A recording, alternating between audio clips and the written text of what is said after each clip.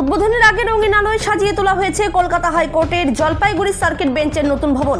আগামী 17 জানুয়ারি উদ্বোধন হতে চলেছে নবনির্মিত এই ভবনের। তারই প্রস্তুতি খতিয়ে দেখতে নতুন ভবন পরিদর্শনে আসেন শিলিগুড়ির মেয়র গৌতম দেব। তার সঙ্গে ছিলেন জলপাইগুড়ি পুরসভার চেয়ারম্যান সৈকত চ্যাটার্জি।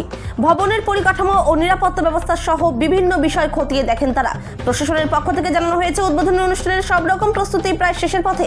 সার্কিট বেঞ্চ ভবনের অসাধারণ আলোকসজ্জা ও সৌন্দর্য দেখার জন্য সন্ধ্যের নামলেই ভিড় জমাচ্ছেন সাধারণ মানুষ। জানা যাচ্ছে সার্কিট বেঞ্চ ভবনের উদ্বোধনী অনুষ্ঠানে উপস্থিত থাকবেন ভারতের সুপ্রিম কোর্টের প্রধান বিচারপতি। মেয়র গৌতম দেব এ বিষয়ে কি বলছেন শুনে নেব। জলপাইগুড়ি থেকে খাদিমুল ইসলামের রিপোর্ট, বিগ নিউজ বাংলা। কোনো কারণ নেই আসার, দেখতে এলাম এত সুন্দর বিল্ডিংটা হয়েছে। আসা যাওয়ার পথে তো বারে বারেই দেখছিলাম।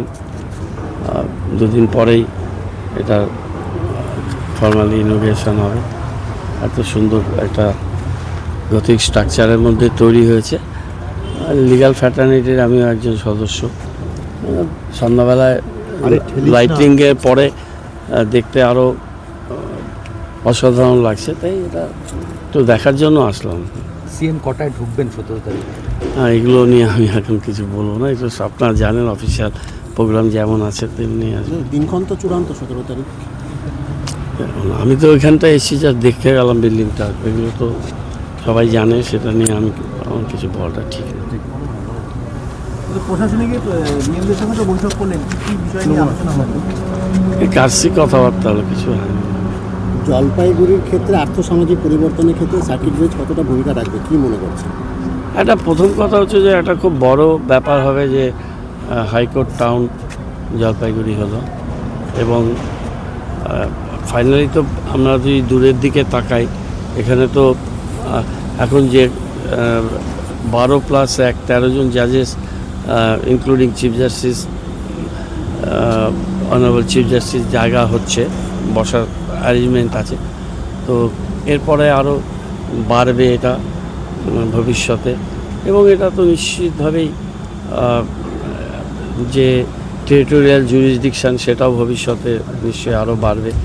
উত্তরবঙ্গের তো 8টা জেলা, তো বিচারপ্রার্থী মানুষরা আসবে, কেসের সংখ্যা বাড়বে, এবং এর গুরুত্ব, ইম্পর্টেন্স ন্যাশনাল মানচিত্রে তো জলপাইগুড়ি ঢুকে গেল এই হাইকোর্টের জন্যে। সেটা তো একটা খুব বড় ব্যাপার। জলপাইগুড়ি নিঃসন্দেহে অনেক ব্যাপ্তি। 501 কোটি টাকা পুরো ফান্ডিংটা রাজ্য সরকারের, এবং দীর্ঘদিনের দাবি ছিল উত্তরবঙ্গের বিচারপ্রার্থী মানুষদের যে হাইকোর্টের বেঞ্চ উত্তরবঙ্গে হোক। সেটা এই দাবি থেকে গেছে, কিন্তু সেটা বাস্তবায়িত করেছেন পশ্চিমবঙ্গের মাননীয় মুখ্যমন্ত্রী মমতা বন্দ্যোপাধ্যায়। তার উদ্যোগ, তার প্রচেষ্টা, রাজ্য সরকারের ফান্ডিং, জমি এবং জমি অধিগ্রহণ, এতো নিয়ে অনেক করলা দিয়ে অনেক জল প্রবাহিত হয়েছে। দীর্ঘদিনের ব্যাপার ছিল। এটার ভিত্তিপ্রস্তর স্থাপন করার জন্য আমাকে মুখ্যমন্ত্রী ফাউন্ডেশন লেইংয়ের যেটা অনুষ্ঠান হয়েছিল, সেই অনুষ্ঠানটাতে আমি এসেছিলাম, কিন্তু তখন হয়নি। 70 কোটি টাকা বরাদ্দ ছিল প্রথমে, সিমপ্লেক্স ইনফ্রা কাজটা পেয়েছিল। সেখান থেকে পরবর্তীকালে অনেক এটা পরিবর্তিত হয়েছে, এবং মুখ্যমন্ত্রীর একটা ঐকান্তিক প্রচেষ্টা ছিল যে হাইকোর্ট উত্তরবঙ্গের মানুষের জন্য খুব প্রয়োজন, এটা হওয়া উচিত, এবং সেটা হচ্ছে, এবং রাজ্য সরকারের পুরো ফান্ডিংয়ে হচ্ছে।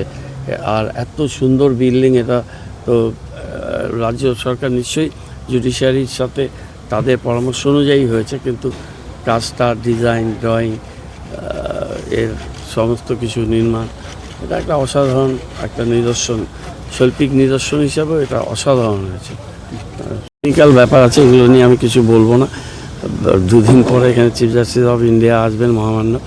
এটা আমি এখানে এসিও কোনো ক্যাপাসিটিতে না, জাস্ট এত সুন্দর বিল্ডিং, এত সুন্দর একটা অ্যারেঞ্জমেন্ট হয়েছে উদ্বোধনের 2 দিন আগে। জাস্ট এটা একটা ঘুরে দেখে গেলাম।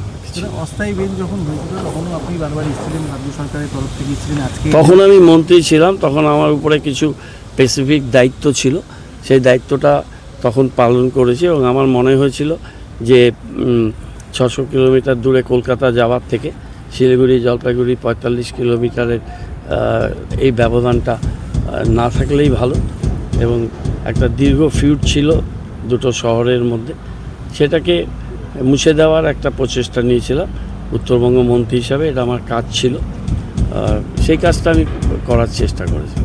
জলপাইগুড়িবাসীকে